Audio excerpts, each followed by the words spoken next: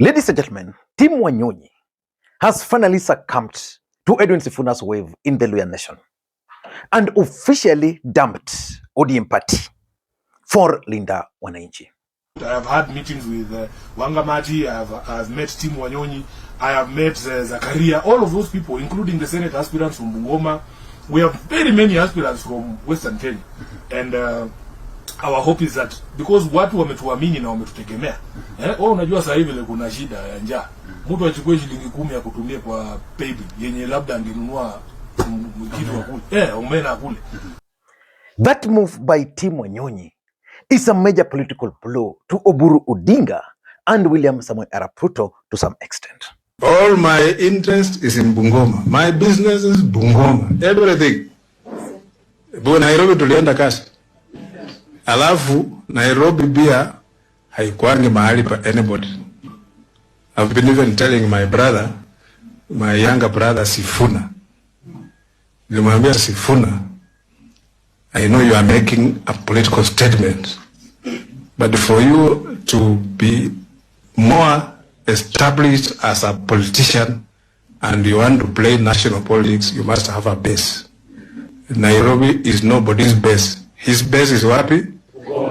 Bungoma.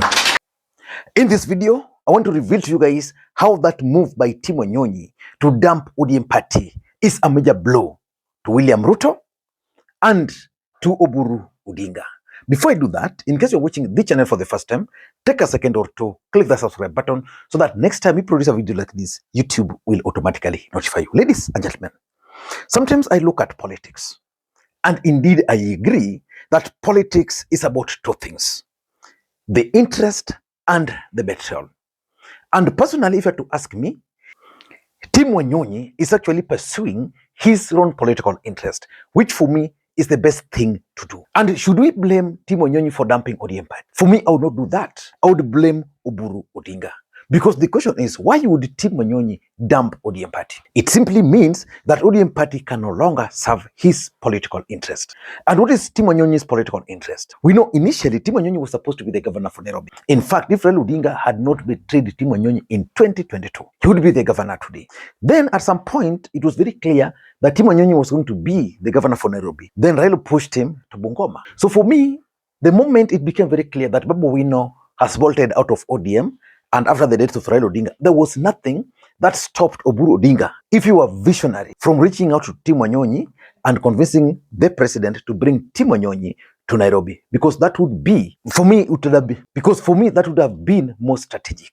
But that has not happened. We've seen leadership failure on the part of Oburu Odinga.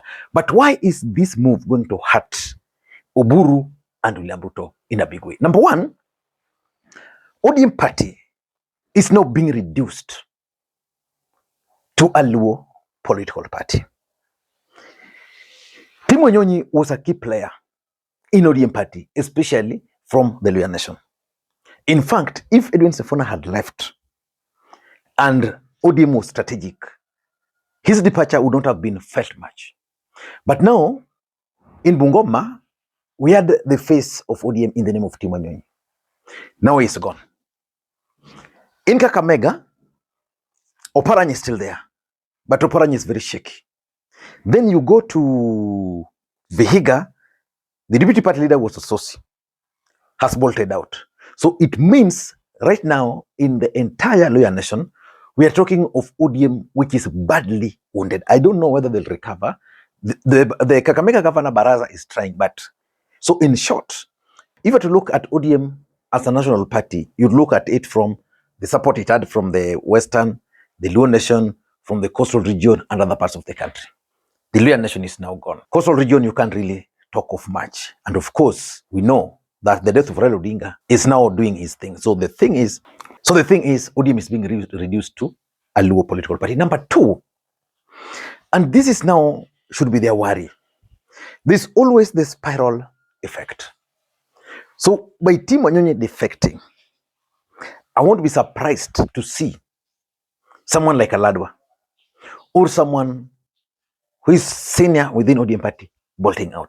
Because initially, not only from ODM, but from these other parties to Linda Wananchi. Because initially, most of these leaders were like, let us wait and see how Linda Wananchi is going to move, whether they were going to make progress or not. From what I've seen in Luhya Nation, and with the defection of Team Wanyonyi, I won't be surprised that another leader is also going to defect today.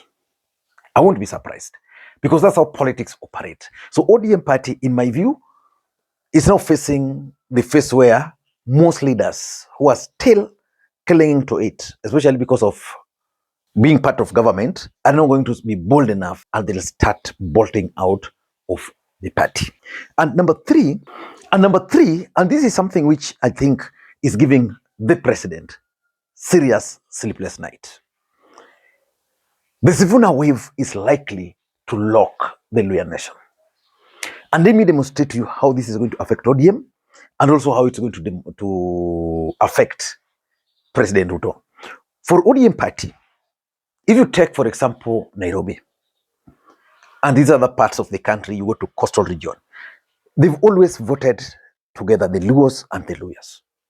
In fact, you go to a place like Nyali, it's normally the Luos and the Luyas combining forces. Then, with the strength of Raila Odinga and other tribes, they always win there. You go to places like Nairobi, Westlands, Langata, Kibra, maybe apart from Waraka, in most of those constituencies, the Luyas and the Luos always vote together. So which means this move is going to affect ODM party in a very big way. When it comes to parliamentary seats, they are going to lose, because ODM is not only losing the Luyas to Linda Wananchi, the other tribes too. Even the Luos are leaving ODM for Linda Wananchi. So the truth is, the wave will lock the Luhya Nation. And for the president, it's going to be even worse, because William Ruto had banked on the support of the Luhya Nation. In fact, his game plan after the impeachment of Raila Odinga was to focus on the Luhya Nation. But now that Luhya Nation is now proving to be even worse than the mountain. So for William Ruto, I don't know how he's going to survive politically. Because for me, if you have to take your pen and a paper and start calculating those numbers, I don't know. But remember, Ruto is not an ordinary politician. It's also very shrewd. And importantly, the biggest fear of losing first round.